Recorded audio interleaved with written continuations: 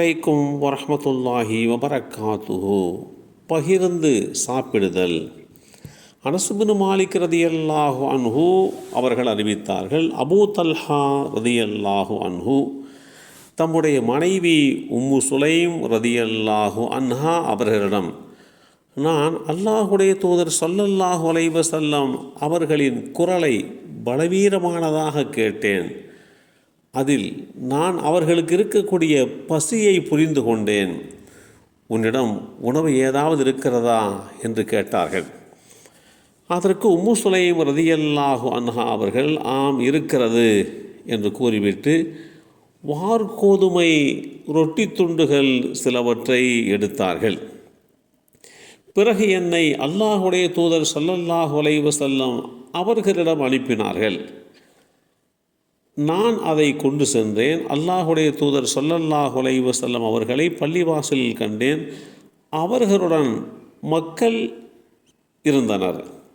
நான் அவர்களுக்கு முன் நின்றேன். உடனே அல்லாஹுடைய தூதர் ஸல்லல்லாஹு அலைஹி வஸல்லம் அவர்கள், உன்னை அபூ தல்ஹா அனுப்பினாரா என்று அனஸ் ரலியல்லாஹு அன்ஹு அவர்களிடம் கேட்டார்கள். நான் ஆம் என்று சொன்னேன். உணவுடனா அனுப்பினார் என்று கேட்டார்கள். ஆமாம், உணவோடு தான் அனுப்பியிருக்கிறார்கள் என்றேன். அப்போது அல்லாஹுடைய தூதர் ஸல்லல்லாஹு அலைஹி வஸல்லம் அவர்கள் தம்முடன் இருந்தவர்களிடம் எழுந்திரியுங்கள் என்று சொல்லிவிட்டு நடந்தார்கள்.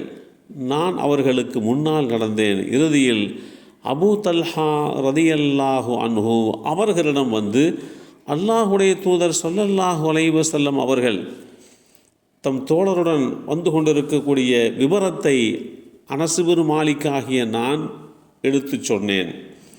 உடனே அபூ தல்ஹா ரதியல்லாஹு அன்ஹு அவர்கள் என்னுடைய தாயாரிடம், உம்மு சுலைமே, அல்லாஹுடைய தூதர் ஸல்லல்லாஹு அலைஹி வஸல்லம் அவர்கள் மக்களோடு வந்திருக்கிறார்கள், ஆனால் நம்மிடம் அவர்களுக்கு உணவளிக்க எதுவும் இல்லையே என்று கூறினேன். உம்மு சுலைம் ரதியல்லாஹு அன்ஹா அவர்கள், அல்லாஹும் அவருடைய தூதருமே அறிந்தவர்கள் என்று கூறினார்கள்.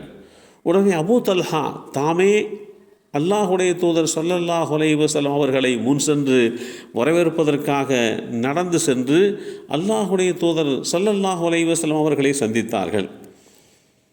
அல்லாஹுடைய தூதர் ஸல்லல்லாஹு அலைஹி வஸல்லம் அவர்கள் அபூ தல்ஹா தம்முடன் இருக்க உம்மு சுலைம் அவர்களை நோக்கி சென்று, உம்மு சுலைமே, உன்னிடம் இருப்பவத்தை கொண்டு வா, உன்னிடத்தில் என்ன இருக்கிறதோ அதை கொண்டு வா என்று கூறினார்கள்.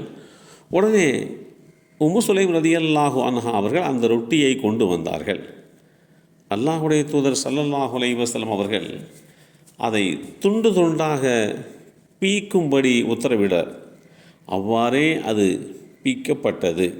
பிறகு உம்மு சுலைம் ரதியல்லாஹு அன்ஹா அவர்கள் தோல் பையிலே இருந்து வெண்ணெய் எடுத்து பிழிந்து அதை உருக்கினார்கள். பிறகு அல்லாஹுடைய தூதர் ஸல்லல்லாஹு அலைஹி வஸல்லம் அவர்கள் அல்லாஹ் நாடியவற்றை பிஸ்மில்லாஹையும் மற்ற பிரார்த்தனைகளையும் கூறினார்கள்.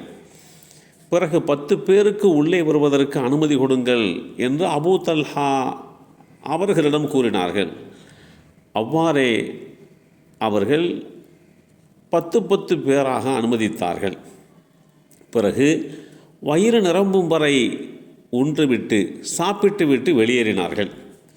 பிறகு நபி ஸல்லல்லாஹு அலைஹி வஸல்லம் அவர்கள் இன்னொரு 10 பேருக்கு உள்ளே வர அனுமதி கொடுங்கள் என்று கூறினார்கள். அவ்வாறே அபூ தல்ஹா அவர்கள் அனுமதி கொடுத்தார்கள். அவர்களும் வயிறு நிரம்பும் வரை சாப்பிட்டு விட்டு வெளியேறினார்கள். பிறகு 10 பேருக்கு உள்ளே வர அனுமதி கொடுங்கள் என்று கூறினார்கள். அவ்வாறே அவர்களுக்கு அனுமதி வழங்கப்பட்டது. அவர்களும் வயிறு நிரம்பும் வரை சாப்பிட்டு விட்டு வெளியேறினார்கள். அதன் பிறகு இப்படியே 10 பேருக்காக அனுமதி கொடுத்து அனைவரும் இவ்வாறே வயிறு நிரம்பும் வரை சாப்பிட்டார்கள்.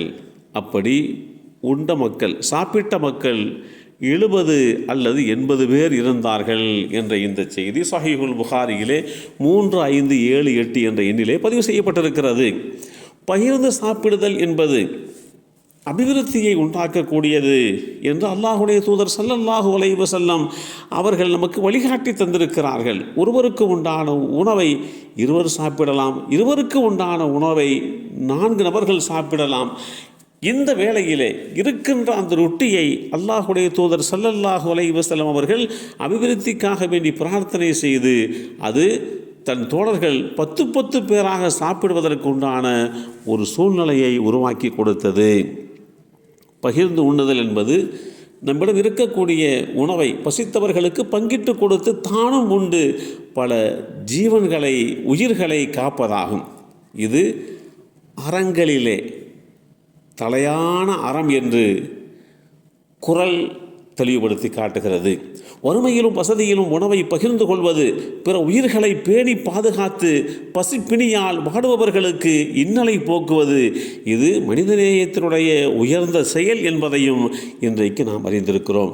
எல்லாம் வல்ல அல்லாஹு தஆலா நமக்கு உண்டான அந்த உணவை பகிர்ந்து சாப்பிட்டு அதன் மூலம் கிடைக்கக்கூடிய அபிவிருத்தியை அடைந்து கொள்கின்ற வாய்ப்பை நமக்கும் நம் சந்ததிகளுக்கும் அல்லாஹ் வழங்கி அருள் புரிவானாக. அஸ்ஸலாமு அலைக்கும் வரஹ்மத்துல்லாஹி வபரகாத்துஹு.